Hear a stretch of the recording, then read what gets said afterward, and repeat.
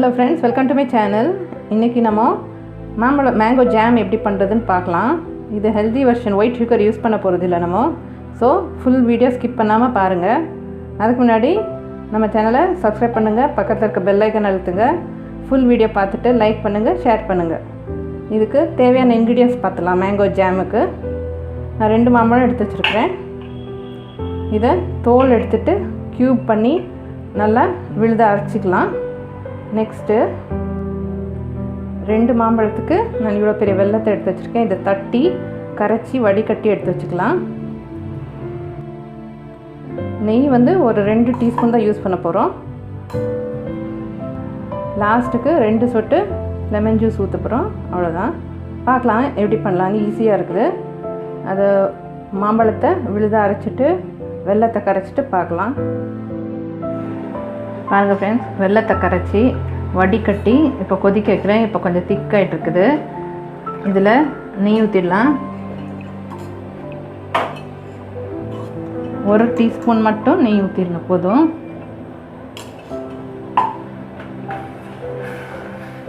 இது இன்னும் கொஞ்சம் திக்காகட்டும்.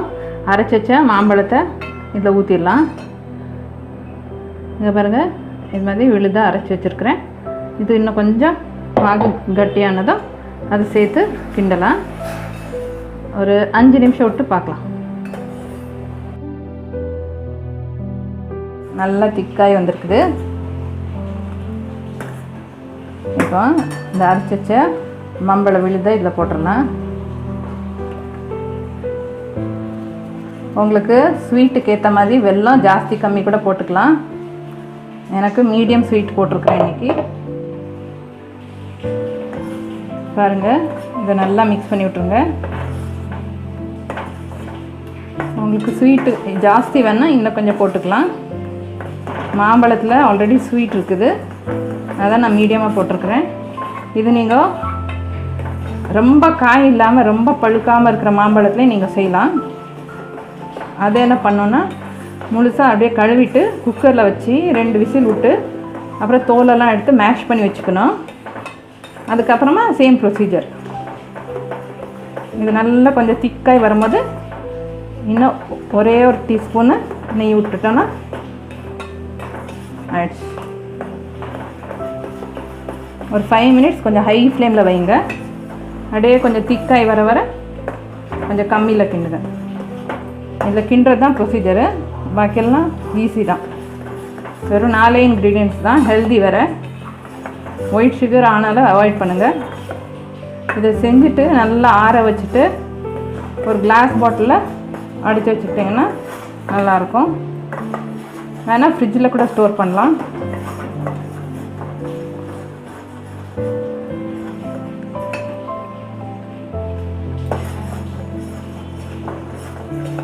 இது இன்னும் ஒரு 10 நிமிஷம் கிண்டிட்டு அப்புறம் காமிக்கிறேன். பாருங்கள் ஃப்ரெண்ட்ஸ், 15 மினிட்ஸ் ஆகிடுச்சு. நல்லா திக்காக வந்திருக்கு பாருங்கள். இப்போ இன்னும் ஒரே ஒரு டீஸ்பூன் நெய் விட்டுக்கலாம். அவ்வளோதான்.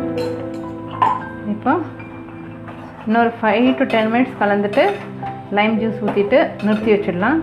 நல்லா ஆறணும். ஆறினோன்னே கிளாஸ் ஜாரில் போட்டு அடைச்சி வச்சுக்கலாம். இதை நீங்கள் ஃப்ரிட்ஜில் வச்சிங்கன்னா 1 வருஷத்துக்கு யூஸ் பண்ணலாம். இதில் ப்ரிசர்வேட்டிவ்ஸ் எதுவும் இல்லை. வெளியில் வச்சாலும் இருக்கும், ஆனால் ஃபார் சேஃபர் சைடு. ஏன்னா எல்லாம் நேச்சுரல் இன்க்ரீடியன்ஸு. ஃப்ரிட்ஜில் வச்சுக்கிட்டிங்கன்னா 1 வருஷத்துக்கு வரும். அது நான் ஃபுல்லாக நைஸாக அரைக்கல. பாருங்கள், சங்க்ஸ் வச்சுருக்கிறேன் கொஞ்சம். அப்போ தான் சாடும்போது நல்லாயிருக்கும். இது கூட நீங்கள் க்ரீன் ஆப்பிள் கிடச்சிதுன்னா மாம்பழம் அரைக்கும் போது க்ரீன் ஆப்பிளையும் சேர்த்து அரைச்சிட்டிங்கன்னா இன்னும் நல்லா வரும். டெக்ஸ்டர், ஃப்ளேவர் எல்லாம் நல்லா வரும். எலுமிச்சை அது தான் ஆட் பண்ணுறது. இது டெக்ஸ்டர் நல்லா ஜெல்லி டைப்பாக வரும். நல்லா ஃப்ளேவரும் நல்லா வரும். இது பார்க்கலாம். ஒரு 5-10 மினிட்ஸ் ஆனோன்னு பார்க்கலாம்.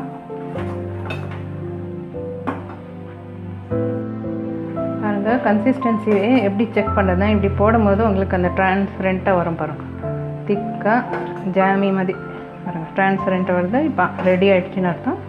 இப்போ லாஸ்ட்டுக்கு ஒரு 1/2 டீஸ்பூன் அளவுக்கு லெமன் ஜூஸ் பாருங்கள், வெறும் 1/2 டீஸ்பூன் போட்டுட்டு ஒரு கலந்துட்டு அப்படியே ஆற விட்டுடலாம். ஸ்விட்ச் ஆஃப் பண்ணிடலாம். ஆயிடுச்சு. நம்ம மாம்பழம் ஜாம், மேங்கோ ஜாம் ரெடி. இது ஆற வச்சுட்டு காமிக்கிறேன். பாருங்கள், இது மாதிரி டிரான்ஸ்பரண்ட்டாக வந்துச்சுன்னா ரெடின்னு அர்த்தம்.